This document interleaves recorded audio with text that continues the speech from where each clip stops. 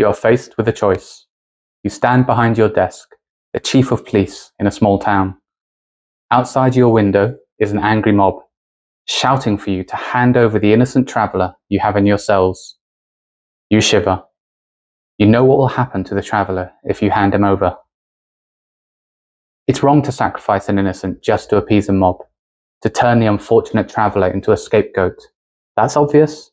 It's wrong and you won't do it. But as you look into the angry faces outside, you realise something. If you don't hand the prisoner over, the angry mob will certainly destroy the town, likely injuring many others, or worse. What do you do in this situation?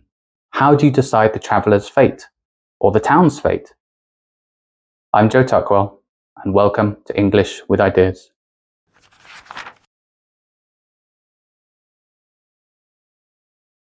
Many of you will probably ask, what are the chances of the mob actually injuring people or destroying the town?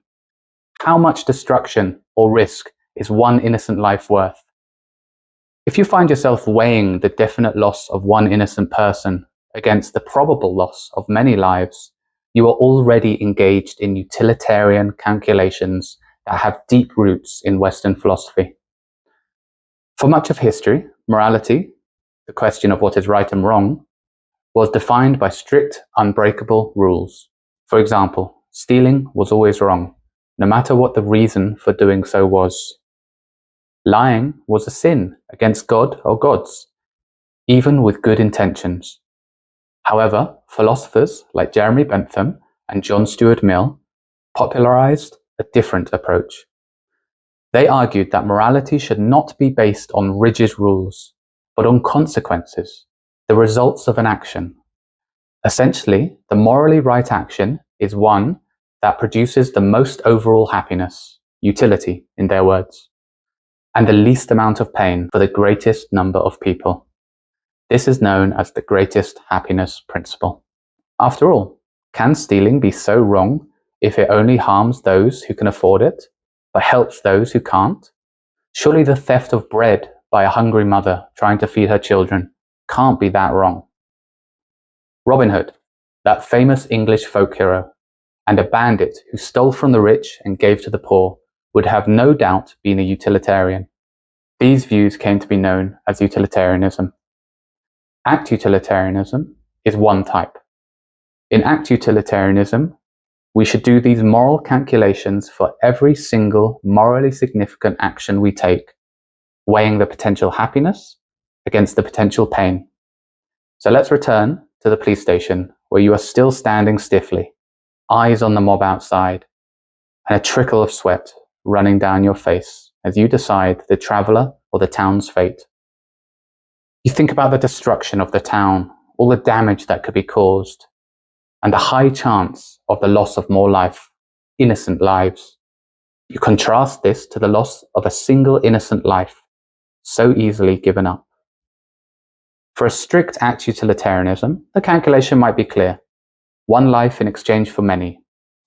One life to avoid the suffering caused by the destruction of a whole town and the breakdown of law and order.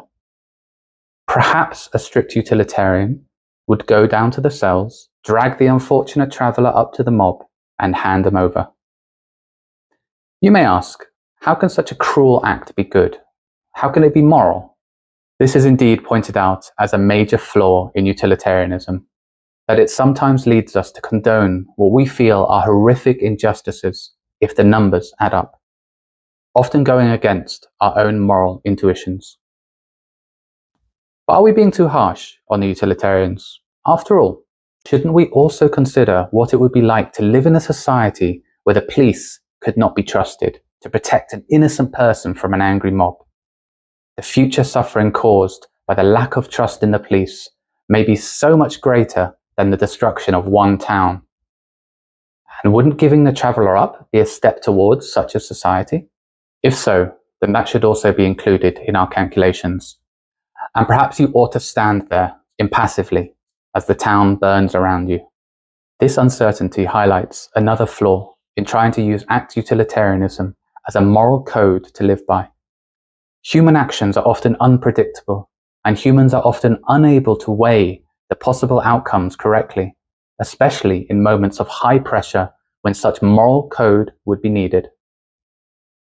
Ultimately, ACT utilitarianism forces us to ask an uncomfortable question.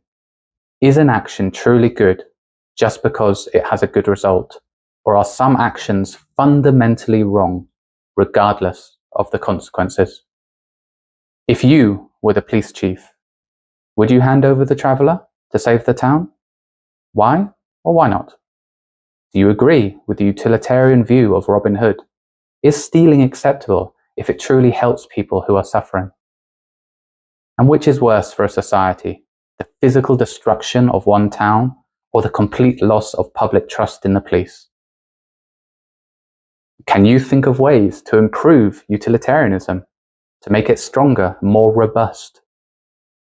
And what are some actions that are always wrong, no matter what, if any? If you like this, subscribe for more videos and read the video description for the written article. I'm Joe Tuckwell. See you next time.